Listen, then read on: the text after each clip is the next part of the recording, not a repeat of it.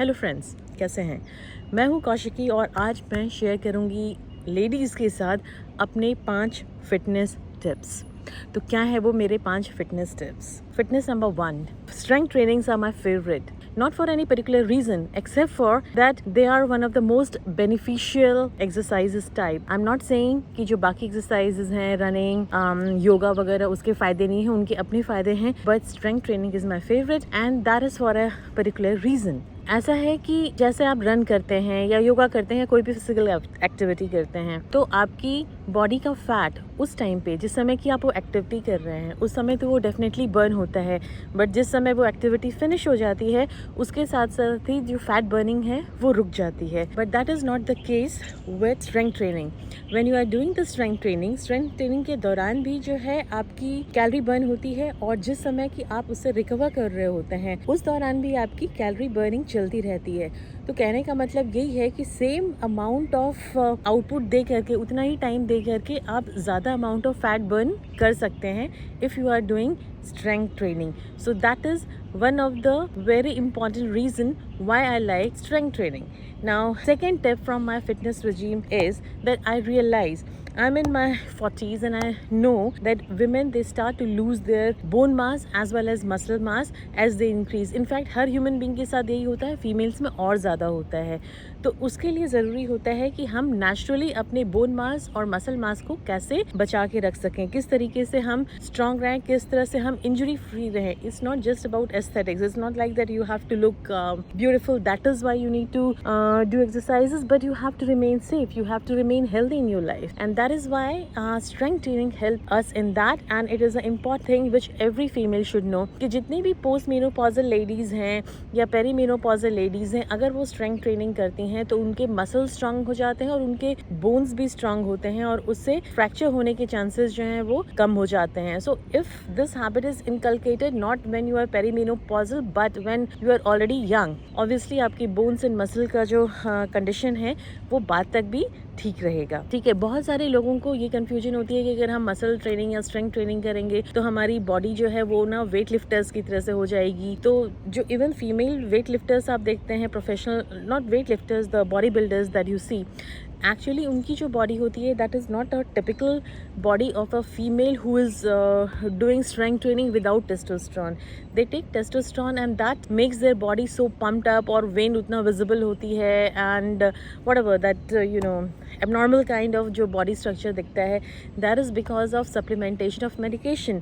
But if you don't take testosterone etc from outside, आपकी body में इतना testosterone होता ही नहीं है कि वो आपको उतना ज़्यादा मसल्स दे सके. अगर आप चाहें तो भी आपको नहीं मिल सकता है उस तरीके का मसल्स.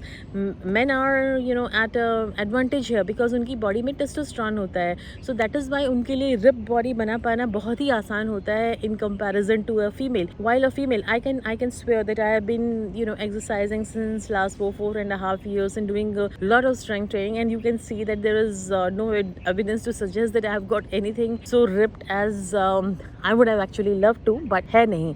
तो इसलिए वो भी नहीं घबराएं कि आपकी बॉडी जो है वो फेमिनिन न रह करके मैस्कुलिन हो जाएगी. नंबर 3, अगर आप कितना भी एक्सरसाइज कर रहे हैं, अगर कि आप अपने डाइट पे ध्यान नहीं देंगे तो ये सारी चीज़ें वेस्ट हो जाएंगी. एंड मेरे साथ भी होता है कि लंबा टाइम तक अच्छा डाइट चल रहा है एंड देन सडनली जो है कुछ उसमें कार्बोहाइड्रेट्स वगैरह जो नहीं खाने चाहिए वो आ जाते हैं and that leads to fat gain. In fact I had gain some weight and now I am trying to shed that off myself and I am sharing from my own experience as well that whatever amount of exercise you are doing that would not be of any help if you are not taking care of your diet.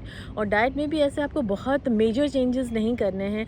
There are few चीज़ें जिसको मैं बोलूँगी actually गंदी चीज़ें हैं जिसको कि diet से हटा देना चाहिए, जैसे कि sugar is something which is not at all good for human beings and it should be avoided as much. I mean, it tastes very good up tarts and pastries and cakes and सब मिठाइयाँ खाते हैं. It is good, but then it is not good for your health. Likewise goes for refined आटाज like maida etc से बनी चीज़ें, इसमें की सारी चीज़ें, समोसा चाहे आप उसको एयर फ्राई भी क्यों ना कर रहे हो, लेकिन it is not healthy because so much of processed food, जो कि प्रोसेस आटा या कुछ भी इस तरह की प्रोसेस चीज़ जो होती है that is not good. उसके अलावा हम घर में खाते हैं फरसान या pohe and chudas and all that, ममराज. सो देखने में तो बड़ा लाइट लगता है और घर का बना हुआ लगता है, लेकिन ये सारी नमकीन जो है बहुत ही एडिक्टिव भी होती है। हमें एक बार खाना स्टार्ट कर देते हैं तो फिर रुकने का मन नहीं करता, लेकिन उसके साथ साथ जो है वेट गेन भी हो जाता है। तो अगर आप में बहुत ज़्यादा कंट्रोल है तो आप थोड़ा बहुत घर में रख सकते हैं, लेकिन बेस्ट तो ये होगा कि इस तरह की चीज़ें जो कि आपको टेम्प्ट करती है उसको घर में आप रखें ही नहीं। अब फिटनेस जो है उसमें चौथा पॉइंट ये है कि एक नियम होना आपका बहुत ज़रूरी है।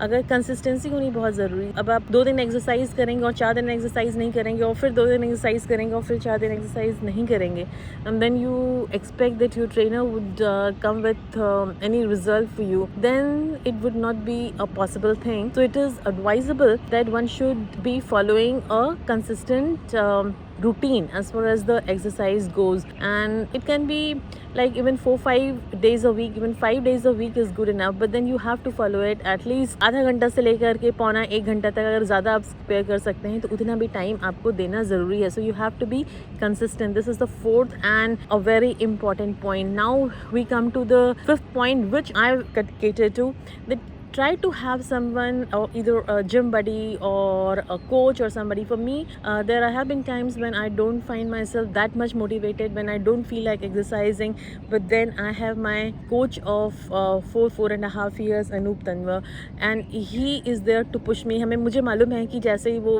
टाइम हमारा एक्सरसाइज का होगा, घंटी बजेगी and he will be there. और जब कोविड नहीं था तो मुझे पता था कि मुझे जिम जाना ही जाना है। So that way you have that mental pressure even on the days when you feel little bit lethargic and you don't wish to do exercise, तो वहाँ पे आपके पर्सनल ट्रेनर आपके काफ़ी काम आते हैं। Not just that, touch wood, so far I have had a injury free streak of my exercising, and that because आपके साथ आपकी ट्रेनर होते हैं तो वो आपको सही फॉर्म बताते हैं, वो आपको सही तरीका बताते हैं एक्सरसाइज करने का, and that prevents you from getting unnecessary injuries. क्योंकि जब इंजरीज हो जाती हैं ना तो फिर आदमी का दिमाग ऐसे ही डीमोटिवेटेड हो जाता है, one is not able to exercise as nicely as one would like to. So these were my 5 tips which I follow and which has worked really nicely for me, and I've been consistent with my fitness, my training.